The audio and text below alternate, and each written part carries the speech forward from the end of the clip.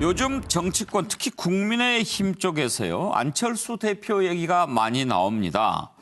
어제 김종인 위원장 취임 100일 기자와 간담회를 했는데 거기에서 안철수 후보, 서울시장 후보 뭐 이런 얘기가 질문이 나오니까 약간 짜증 섞인 반응을 보이기도 했지요. 그런데 국민의힘의 장제원 의원이 강연을 주최를 했는데요. 그 특별 강연자로 국민의당 안철수 대표를 초청했습니다. 안철수 대표 하겠다고 했고요. 이게 서로 뭔가 교감이 있는 걸까요? 어떤 다른 뜻이 있는 걸까요?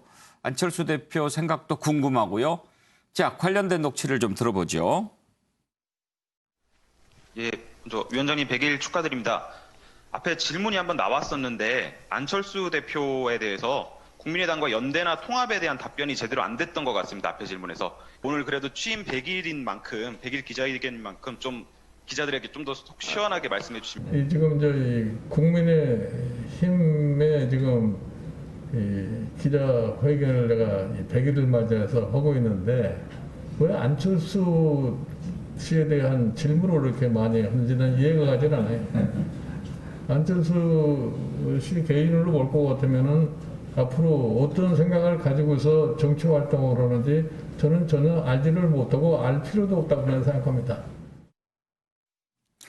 국민의힘 윤기찬 부위원장한테 한번 좀 먼저 물어보죠. 당 내에서 분위기가 이렇게 합치는 게 좋겠다 이런 분위기가 좀 있습니까? 어떻습니까? 뭐 합쳐서 나쁠 게 없다는 분위기는 있죠. 뭐 일부 이제 서울시장이나 혹시나 대권의 뜻이 있는 분들은 속내는 예. 뭐 견제의 의도도 있을 수 있으나 당의 전반적인 분위기는 합쳐서 나쁠 건 없다라는 분위기로 예. 알고 있고요.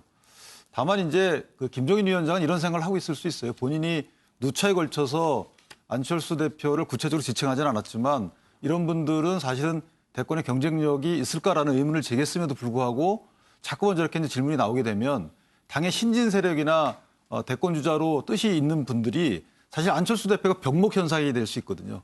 그래서 뚫고 나가기 어렵기 때문에 그런 인큐베이터 이런 차원에서 저는 말씀을 하시는 게 아닌가 싶고 예. 장제원 의원은 지금 당내 인사 30여 분이 참석하는 이런 어떤 예. 뭐 포럼으로 알고 있는데 아마도 내심 혹시 김종인 위원장이 대권의 뜻이 있는 게 아닐까라는 생각을 갖고 나서 예. 견제 차원에서 저러는 게 아닐까라는 이제 개인적인 생각을 한번 해봤어요. 장제원 의원이 근데 사실 김종인 비대위원장 올 때부터 좀 계속 불평을 좀 많이 했었죠. 근데 그것이 뭐 어떤 악의적 차원의 불평이라고 보기는 어렵고요. 이제 어떤 새로운 분이 왔는데 이 새로운 분이 사실은 정체성은 익히 알려진 분이기 때문에 예. 그 당시 통합당에 오셔서 어떤 역할을 할지에 대한 계속 견제를 지속적으로 했다고 보고요. 당내 이제 여러 가지 목소리 중에 하나로 대변이 된 거예요. 그래서 저는 꼭 나쁘다고 보지는 않습니다. 최경칠 의원, 정치부 기자들은 국민의힘과 국민의당 합칠 걸로 예측합니까? 어떻습니까?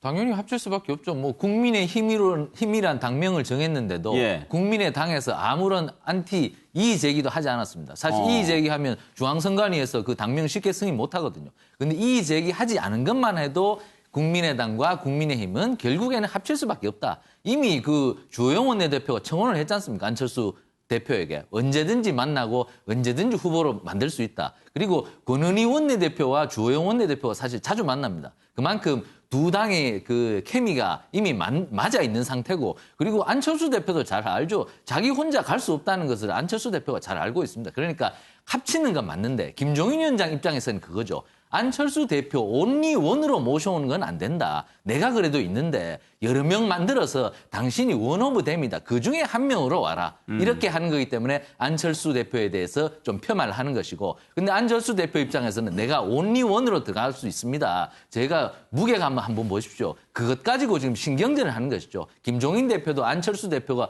들어올 수밖에 없다는 것을 알고 있습니다. 근데 지금 와서 당장 환영합니다라고는 말할 수 없는 것이다. 그 의미를 담은 말이고요. 어쨌든 국민의힘과 국민의당은 결혼할 수밖에 없는 구조다. 저는 이렇게 봅니다.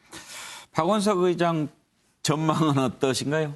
저도 뭐 길게는 그렇게 봅니다. 근데 이제 김종인 대표가 저러시는 이유는 두 가지 측면이 있는 것 같아요. 하나는 뭐 당 지금 사실상 대표잖아요. 결국에는 당의 경쟁력을 높이고 당내 인물들의 경쟁력을 높이는 게 우선순위인데 자꾸 아직은 밖에 있는 이제 안철수 대표를 거론하는 것 자체가 좀 불편하실 수도 있고 또 김종인 대표 개인적으로 한때 안철수의 멘토 역할을 자처했던 분이니까 그랬죠. 굉장히 잘 알아요. 그래서 그 개인의 어떤 경험과 판단 이게 이제 좀 김종인 대표로 하여금 그 안철수 대표에 대해서 그다지 높은 평가를 하지 않게 하는 그런 이유 중에 하나인 것 같고 결과적으로는 이제 안철수 대표를 중심으로 국민의당이 국민의힘과 합당을 한다면 몸값이 얼마냐 이게 관건일 텐데 이제 내년 서울시장 보궐선거가 그 계기로 지금 보는 것 같아요 양쪽에서 다. 근데 이제 김종인 대표가 저런 그 태도를 취하는 한 호락호락하게 그렇게 비싼 몸값을 주지는 않을 것 같습니다. 예.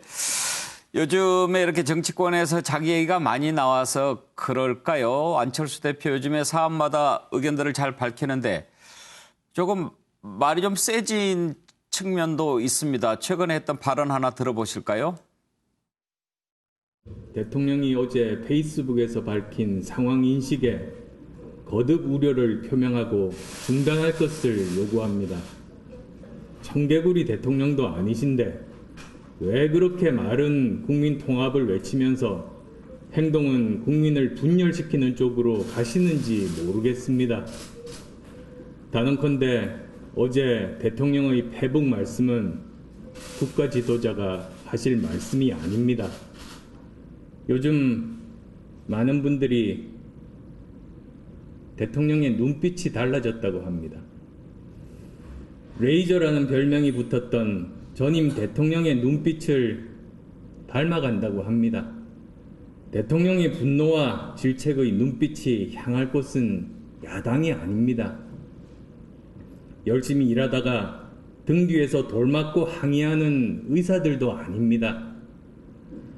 대통령의 눈빛은 대한민국 사회를 좀먹는 부정과 부패, 반칙과 특권을 향해야 하는 것 아니겠습니까? 예, 현근택 부위원장. 네. 상당히 좀 그 표현이 세졌죠. 그렇죠. 그러니까 뭐 눈빛이 달라진 게 아니라 제가 보기엔 목소리 톤이 달라졌어요. 예. 내용도 달라졌고요. 근데 저는 아마 김종인 비대위원장 체제에서는 안철수 대표가 들어가기 힘들다고 봅니다. 아까 사실은 우리 앞에서 정광훈 얘기할 때도 C자를 쓴다 이런 얘기 했는데요. 안철수 C라 그러잖아요. 그래도 당의 대표인데. 예. 제가 보기에는 그전에 말씀처럼 그전에 뭔가 같이 할 때도 잘 안 맞았어요. 두 분이. 그러니까 얘기하면 이제 케미가 잘 안 맞았는데 저는 아마 김종인 비대위원장이 안철수 대표가 뭔가를 하려고 하는 거에서 썩 그렇게 좋게 생각할 것 같지는 않아요. 네. 두 분 성격상 보면. 그전에도 이게 헤어질 때 그렇게 썩 좋지 않았거든요. 그러면 그랬나요? 아마 다시 뭔가 그거를 묶어야 되는데 안철수 대표 스타일이 또 다가가가지고 뭐 이렇게 하겠습니다. 이런 스타일이 아니잖아요. 그럼 누군가 풀어줘야 되는데 아마 두 분 다 풀 성격은 아니신 거예요. 예. 최경철 의원. 네. 안철수 대표가 요즘에 좀 자기를 좀 그 몸값을 좀 올리려고 하는 게 보입니까? 이제 체급을 올려서 빨리 모셔가기를 바라고 있는 거죠. 제1야당에 빨리 대권의 유력한 후보로 빨리 올라서고 싶으니까 대통령을 직접적으로 겨누는 거죠. 대통령을 겨눠야 자신도 대통령급으로 대선 후보급으로 올라가는 거기 때문에 말은 갈수록 아마 강해질 겁니다. 저분이 또 말을 또 하시면은 굉장히 잘합니다.